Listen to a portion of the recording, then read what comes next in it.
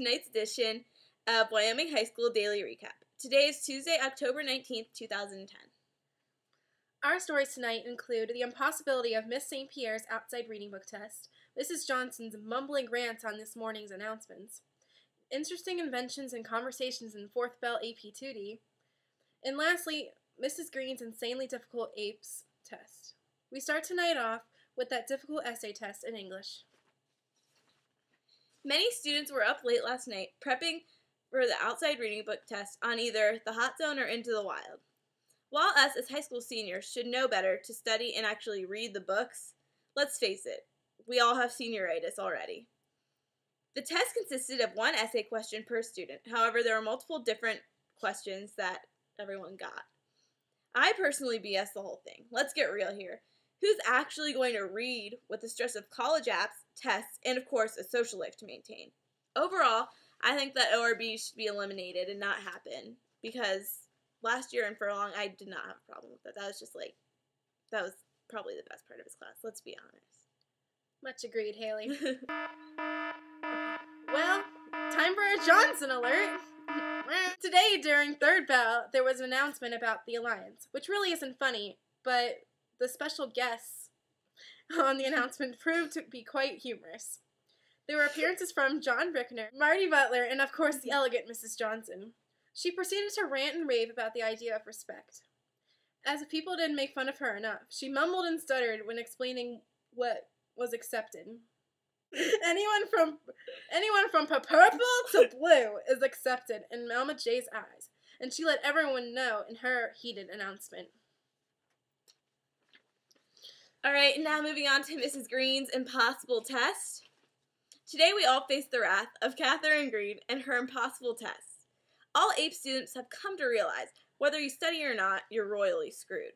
Today's test included 75 multiple choice questions, which nearly everyone knew nothing about. Mrs. Green, get the picture. If people aren't passing your tests or are barely passing, you might want to learn how to teach because clearly I'm not learning anything. Notes don't help, honestly. No. Not at at all. Not at all. Like, let's have a review day, maybe something other than a study guide to review, because I don't know what's going to be on the test. A 3-page essay that meant nothing what was at all. That? A 3-page essay? I could have lived a very long time without that essay. Yeah. Thank you. For real. So let's just say that was a fail. And lastly, for our conversations and such in AP 2D. Yes. Favorite part of the day. The crotch pops. The crotch pops. They are a pop culture, phenomenon. Literally pop, like a literally lollipop phenomenon. So the crotch pop, I invented them today. Actually, this is history right here, guys. Guys, me and you, I guess. The cat. The cat. And, yes, I was scanning through a Town and Country magazine. And I found this woman who was wearing a jumper, had her legs just spread wide open, decided to cut her crotch out. It's fun, Alliance Week, whatever. I already cut Ellen DeGeneres' head out, and she just looked great. I think I'm going to make a button out of her. Right, Haley? A good button, right? Ellen would be a great button, I think. A great button for the Alliance. Ellen, popular gay person. Yeah, very popular. Anywho, so we put the crotch on the pop stick.